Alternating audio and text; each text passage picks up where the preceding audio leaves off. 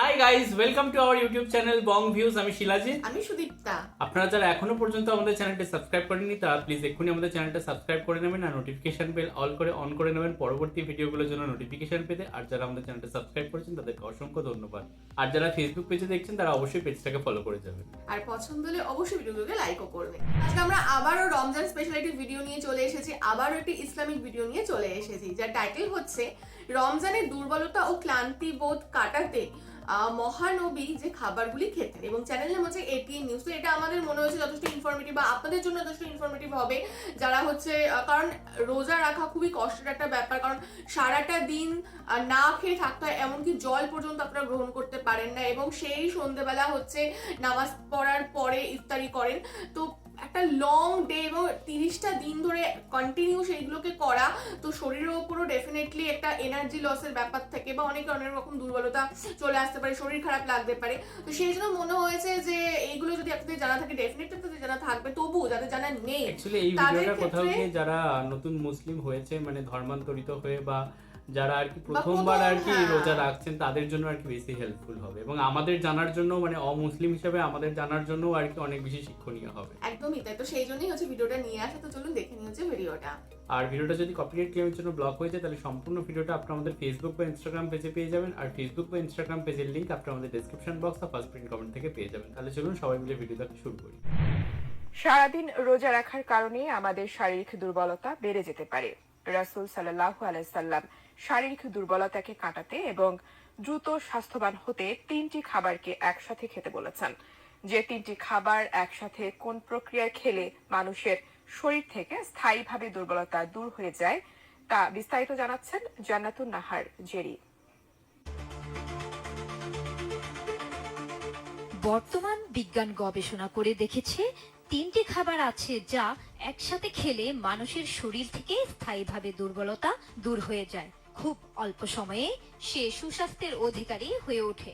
তার শরীরে কোনো চর্বি থাকে না, কিন্তু ভালো মাসল তৈরি হয়, যেটা তাকে কঠোর পরিশ্রম হতে সাহায্য করে। এই খাবার নিয়মিত খেলে কঠোর পরিশ্রম করলেও আপনি দুর্বল অনুভব করবেন না। আল্লাহর রাসূল সাল্লাল্লাহু আলাইহি সাল্লামের হাদিস থেকেও এটা প্রমাণিত। ইবনে মাজাহর 3325 নম্বর হাদিসে রয়েছে, রাসূল সাল্লাল্লাহু আলাইহি সাল্লাম শসা এবং লেবু একসাথে খেতেন। এই দুটি খাবারের সাথে চাইলে দইকেও যুক্ত করে নেওয়া যেতে পারে। এভাবে খেলে অতি দ্রুত শারীরিকভাবে ফিট হবেন, সুস্বাস্থ্যের অধিকারী হবেন এবং আপনার শরীরের দুর্বলতা স্থায়ীভাবে দূর হয়ে যাবে। গবেষণা বলছে শসায় থাকে প্রচুর পরিমাণে ভিটামিন এ, বি, সি এবং কে। আরও আছে মিনারেল, ম্যাঙ্গানিজ, পটাশিয়াম, কপার। সবচেয়ে গুরুত্বপূর্ণ হচ্ছে শসায় রয়েছে পর্যাপ্ত অ্যান্টিঅক্সিডেন্ট। শরীরের বিভিন্ন ধরনের রোগের বিরুদ্ধে সরাসরি কাজ করে শসা।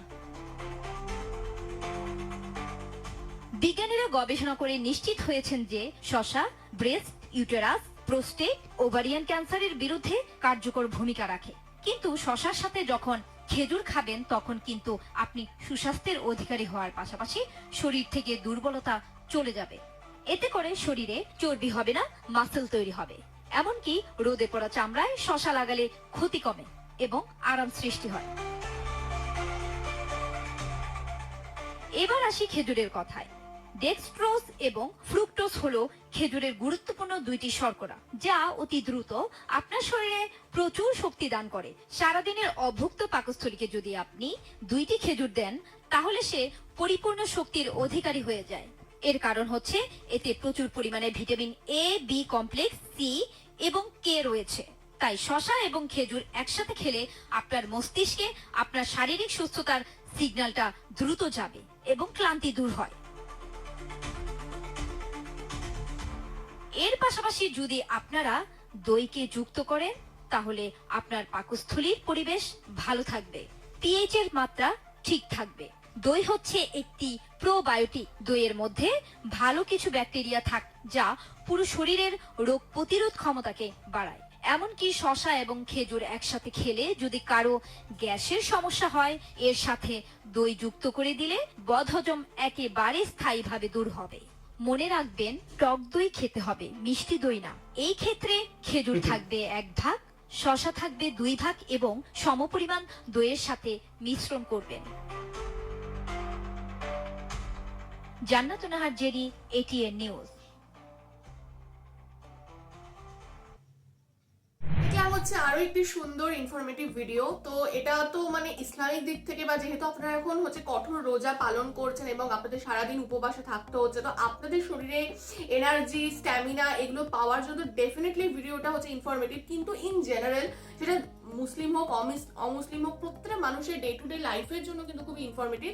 এবং এখানে আমরা মেনলি 3টে খাবারের কথা জানতে পারলাম, সেটা হচ্ছে শসা, 2 খেজুর এবং 3 হচ্ছে টক দই।